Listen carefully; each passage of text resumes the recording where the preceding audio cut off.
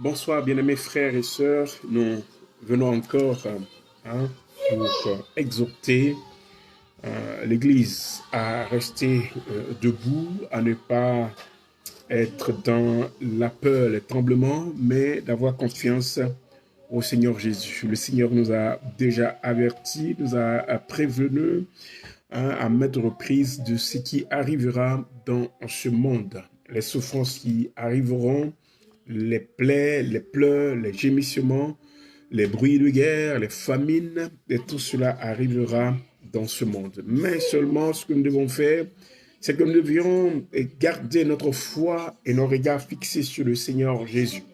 Celui qui s'approche de la parole de Dieu, qui médite la parole de Dieu, et sait que ces révélations sont vraies. Et c'est pour cela qu'il est bien, il est très intéressant que nous lisons la Bible. La Bible est un livre, pas un livre comme les autres. Elle a prédit bien de choses qui s'accomplissent. Elle nous avertit, elle nous instruit, elle nous conduit dans la vérité et elle permet que nous restions debout. Le Seigneur nous aime, il nous a laissé sa parole. Bien-aimés, soyons bénis. Bénis de ce que nous avons Jésus avec nous et si Christ est avec nous, nous sommes les plus heureux. Il est dit ceci, le Seigneur Jésus le dit dans Éphésiens, le chapitre 5, il dit ceci, mais en effet, ce que ces gens en font en secret, il est honteux même d'en parler. Mais tout cela, une fois dénoncé, paraît à la lumière, car tout ce qui apparaît est lumière. C'est pourquoi il dit, réveille-toi, toi qui dors, et réveille-toi d'entre les morts, et Christ te clairera, resplendira sur ta vie. Bien-aimés, nous devions nous approcher du Seigneur, nous devions nous réveiller. Je pense que, comme je l'ai dit ces temps-ci, c'est un temps où l'Église doit être réveillée. L'Église ne doit pas être bloquée, cantonnée dans les quatre murs. Mais l'Église, c'est l'Église universelle. Frère, tu dois être réveillé là où tu te trouves. Tu ne dois plus rester endormi parce que même l'Église est concernée par cet événement. Le monde entier est touché. Que tu sois chrétien ou pas, tu es touché. Mais le plus important, c'est que ceux qui sont en Christ, ils ont l'assurance, ils ont la joie, ils ont la paix, ils ont la tranquillité. Il viendra d'autres fléaux plus durs que ce fléau que nous sommes en train de connaître. Jésus a dit, et il disait que même que ceux qui sont dans les villes fuient dans les champs, et que ceux qui sont dans les champs ne viennent pas en ville. Et même avec coronavirus, nous voyons que les gens de la ville fuient pour aller dans les campagnes, pensant que là-bas, il n'y aura pas de maladie. Là où il faut fuir pour aller, c'est d'aller en Jésus, de se réfugier en Jésus, de se cacher en Jésus. Et la Bible, Paul dit que la mort est un gain. La mort est un gain pour lui, car il se reposera de ses œuvres et il verra le Seigneur. Mais pour celui qui ne connaît pas Dieu, qui ne connaît pas Jésus, la mort n'est pas un gain. La mort est une douleur, est une souffrance. Elle meurt dans la souffrance. Elle se couche dans la souffrance. Elle a peur de mourir. Elle a peur. Et cette peur envahit les cœurs de ceux qui ne connaissent pas le Seigneur Jésus-Christ. C'est pourquoi je voudrais dire à ceux qui ne connaissent pas le Seigneur, qui ne connaissent pas Jésus, de se tourner vers Jésus et de revenir à lui et de lui dire, Seigneur, nous avons besoin de toi, nous avons besoin de ton esprit, nous avons besoin de ta grâce, nous avons besoin que tu nous couvres, nous avons besoin que tu nous assistes. La peur n'arrange pas les choses. Le tremblement n'arrange pas les choses. Mais le Seigneur nous donne la maîtrise de soi, d'avoir confiance en nous-mêmes.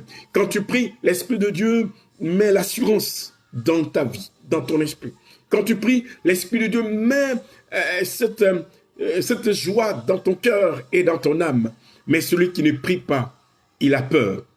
Celui qui ne prie pas, il est instable. Celui qui ne croit pas en Jésus, il est instable.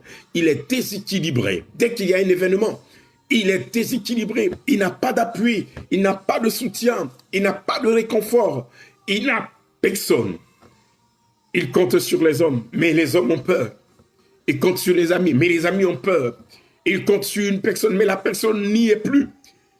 Mais la personne sur qui nous devons compter, c'est Jésus-Christ. Je pense que l'occasion est venue où bien de personnes vont se tourner ou doivent se tourner vers le Seigneur Jésus.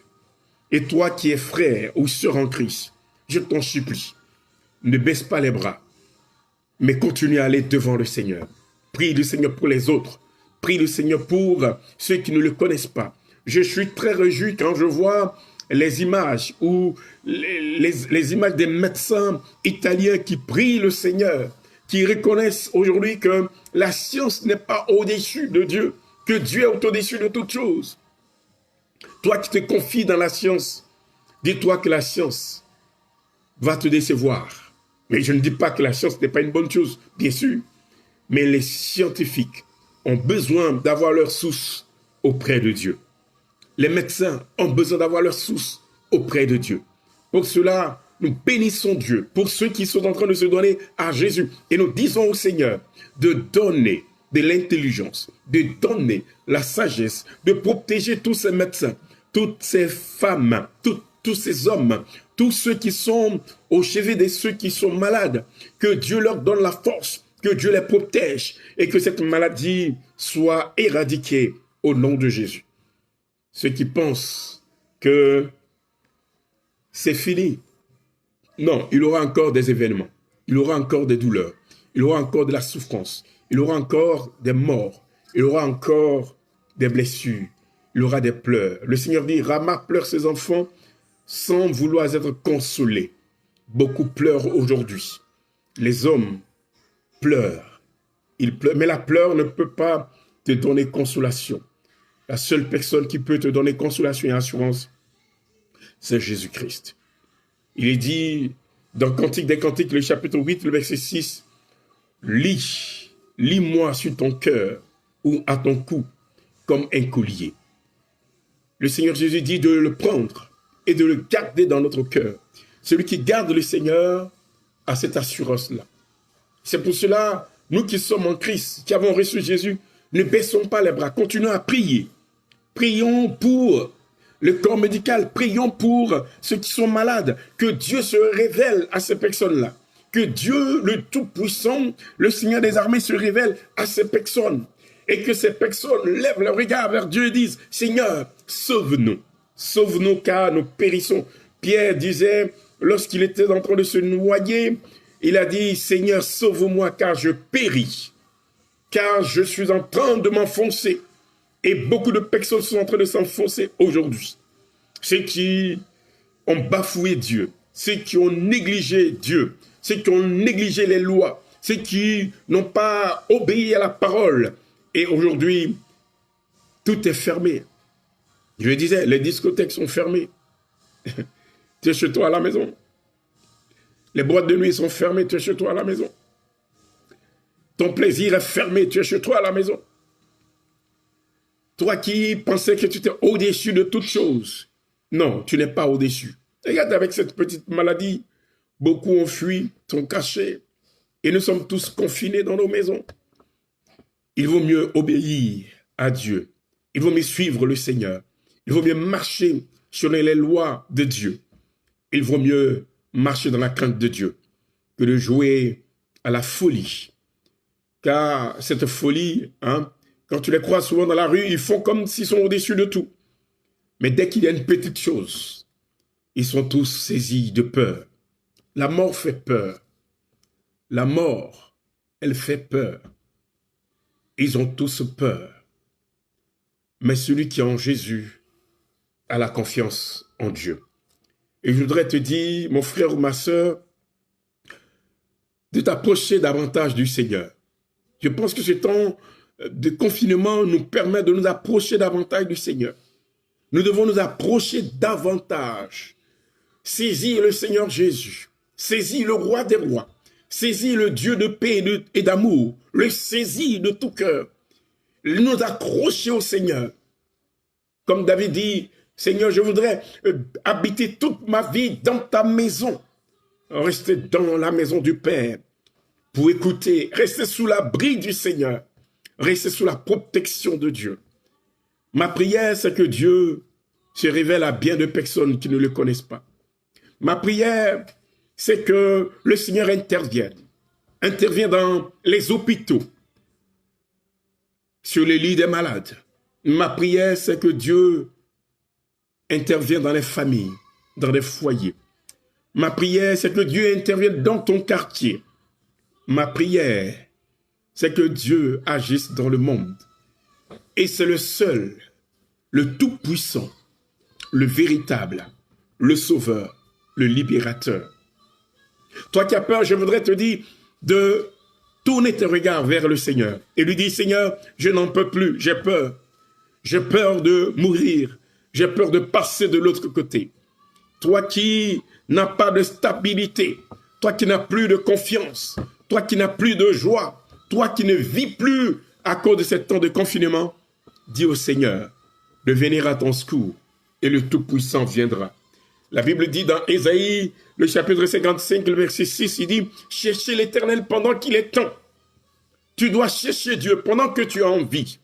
Tu dois fixer le Seigneur pendant que tu as envie. Tu dois avoir les regards fixés sur le Seigneur pendant qu'il est encore. Car après la mort, il n'y a plus rien. Car après la mort, il n'y a plus de solution. C'est maintenant que tu dois chercher le Seigneur de tout ton cœur, de toutes tes forces et de toute ton âme. C'est maintenant, aujourd'hui, pendant que son souffle est encore en toi. Tu n'es pas maître du souffle que tu as. Le monde n'est pas le maître du monde. Les grands, les dirigeants de ce monde ne sont pas, les hommes de pouvoir ne sont pas les maîtres du monde. La preuve est qu'aujourd'hui, avec coronavirus, nous sommes tous confinés. Tous, sans exception, grands, petits, riches, pauvres, malades, bien portants, nous sommes tous cachés dans nos maisons. Seul Dieu a le contrôle du monde. Alors vous tous qui reniez Dieu, qui bannissez Dieu dans votre vie, retournez à Dieu. Retournons à Dieu, retournons à Dieu, retournons à Dieu et prions le Seigneur pour libérer la terre de ce fléau, de ce malheur, de cette force, de ce pouvoir de l'ennemi, des puissances des ténèbres qui troublent la paix et la joie des hommes et des femmes. Approche-toi du Seigneur. Approche-toi du Seigneur. Approche-toi du Seigneur. Comme il est dit dans Ésaïe, le chapitre 7, il est dit ceci, cependant, Dieu est notre Père. Dieu est notre Père. Il est aussi ton Père. Il est mon Père. Il est aussi ton Sauveur. Il est mon Sauveur. Il est aussi ton ami. Va vers lui et dis-lui, Seigneur, nous avons besoin de toi. Bien-aimés frères et sœurs qui sommes en Christ, je le dis très souvent que l'Église, ce n'est pas une dédomination, mais l'Église, c'est toi et moi qui croyons en Dieu. Unissons-nous et prions. Unissons-nous et combattons. Unissons-nous et déchirons le programme de l'ennemi. Déchirons le programme de ces hommes remplis d'abominations, de ces puissances des ténèbres, de ceux qui sont en communion avec les profondeurs de l'abîme. Unissons-nous et prions le Seigneur. Et demandons au Seigneur Jésus, Père Saint, nous avons besoin de toi. Demandons au Seigneur Jésus d'étendre sa main, de soutenir tous ceux et toutes celles qui sont en souffrance, qui sont en pleurs, qui sont atteints. Voyez-vous, quand vous avez un parent qui attend d'une maladie quelconque, la souffrance est atroce. Seul Jésus peut consoler. Aujourd'hui, des personnes qui meurent, on ne peut même pas assister à leurs funérailles. C'est une chose qui dépasse la connaissance des hommes. Prions le Seigneur. Si nous baissons les bras, l'ennemi continuera à agir. Prions le Seigneur. Prions le Seigneur. Prions le Roi des rois. Prions le Tout-Puissant. Prions l'Éternel des armées. Qu'il envoie la consolation, qu'il envoie la guérison, qu'il envoie la délivrance, qu'il envoie la réponse à ce problème qui dépasse tous ceux qui se disent grands dans ce monde. Prions le Seigneur et demandons au Seigneur de donner l'intelligence, de donner la solution. Seule l'Église peut prier le Seigneur et doit prier le Seigneur pour que le Seigneur intervienne dans cette situation de souffrance. Comme le peuple d'Israël a prié l'Éternel dans les temps difficiles, c'est un peuple qui a vécu beaucoup de souffrances, qui a vécu beaucoup de douleurs, qui a connu beaucoup d'atrocités, de maladies, de fléaux. Ils se sont tournés chaque fois vers Dieu pour que Dieu guérisse la nation. Et nous aussi, nous sommes en train de connaître ce genre de situation. Mais nous ne devons pas baisser les bras. Le Dieu qu'Israël prie est le même que nous prions. Nous devons prier. Nous devons prier. Jésus nous a donné le pouvoir. Nous devons prier. Jésus est avec nous tous les jours jusqu'à la fin du monde. Nous devons le prier. Jésus est là avec nous. Prions le Seigneur et demandons au Seigneur d'agir. Le nom le plus beau nom, le nom le plus puissant de tous les noms, de tous les noms, de tous les noms. Hier, je disais que le nom de Jésus va dans les profondeurs de l'abîme pour libérer des vies, pour sauver, pour délier. Je disais que le nom de Jésus est au-dessus de tout nom de coronavirus. Cet esprit diabolique, impur, si nous prions, le sang de Jésus nous libère. Le sang de Jésus libère et délivre ceux et celles qui sont sous l'emprise de l'ennemi. L'humanité doit s'unir. Frères et sœurs, nous devons nous unir. Que tu sois de l'Amérique, que tu sois de l'Afrique, que tu sois de l'Asie, que tu sois de l'Europe. Abandonnons nos orgueils, nos vies d'iniquité et allons-y devant le Seigneur, devant Dieu. Sonnons la trompette en esprit et en vérité. Jésus dit, les vrais adorateurs adoreront le Père en esprit et en vérité. C'est-à-dire, toi et moi, nous pourrions adorer véritablement le Seigneur. Nous devons prier véritablement le Seigneur en esprit et en vérité. En esprit et en vérité. Ta prière en Amérique touchera la France. Et ma prière en France touchera l'Afrique. Et la prière de l'Afrique touchera l'Asie. Bien-aimés, allumons le feu. Ayons des autels de prière, des autels d'intercession, des vrais intercesseurs. Qui se levera pour ce pays? Qui intercédera? Qui se mettra à genoux pour prier? Longtemps, nous avons passé du temps à nous réjouir, à nous amuser. Mais le temps est venu. L'heure est venue. Il dit, cherchez l'Éternel pendant qu'il s'y trouve. Rachetez le temps. Frère, rachetons le temps. Les jours sont mauvais. Rachetons le temps. Revenons au Seigneur et sautons de la mauvaise vie. Rachetons le temps. Que ce temps de confinement nous permette d'être purs, propres, limpides aux yeux de l'Éternel. Qu'une sanctification nous touche. Que une bonne conscience monte dans les profondeurs de notre cœur, de la vie de chacun d'entre nous. Frère, il est important de nous approcher de Jésus. Seigneur, je bénis ton nom ce soir. Je te rends grâce. Merci de ce que tu t'es révélé à moi et de ce que tu as permis que je puisse te connaître. Père, je te prie ce soir pour mes amis, pour mes frères, pour ceux que je ne connais pas, qui sont atteints. Ce n'est point parce que je suis juste.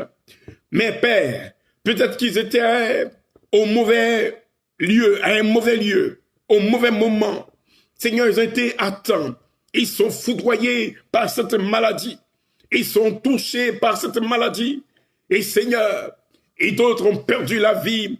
Et d'autres sont entre la vie et la mort. D'autres commencent encore à vivre cette maladie.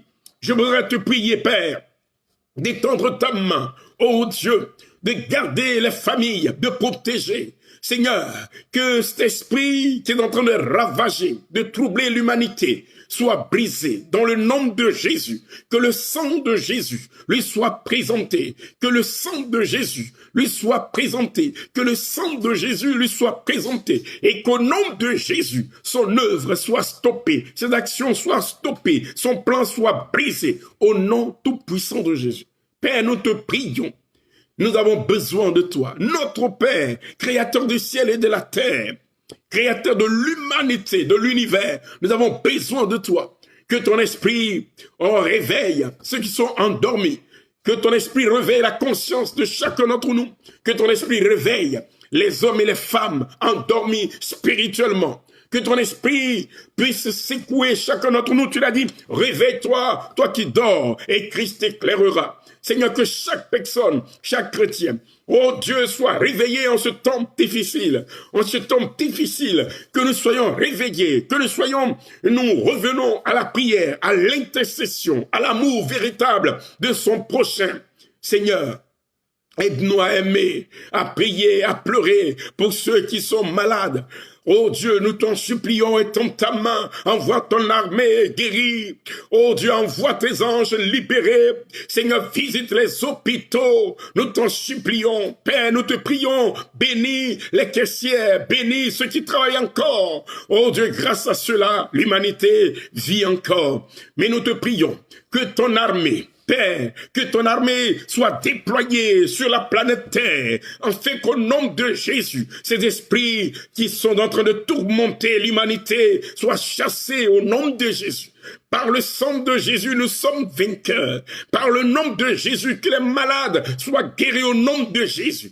Père, permets, oh Dieu, que quelque chose soit fait au plus tôt que possible pour résoudre ce problème. Et ton nom est vivant, ton nom est précieux, ton nom est glorieux, ton nom est au-dessus de tout nom. Ton nom fait trembler l'enfer. Ton nom, oh Dieu, guérit les malades. Ton nom donne paix et joie. Seigneur, que ceux qui sont dans la tristesse, qui sont dans l'angoisse, soient consolés. Ceux qui ont perdu un être cher, que ton esprit les console. Que la joie de Dieu, que la main de Dieu soit avec eux, Père. Au nom de Jésus, nous te prions, Seigneur. Ô Père Saint, étends ta main.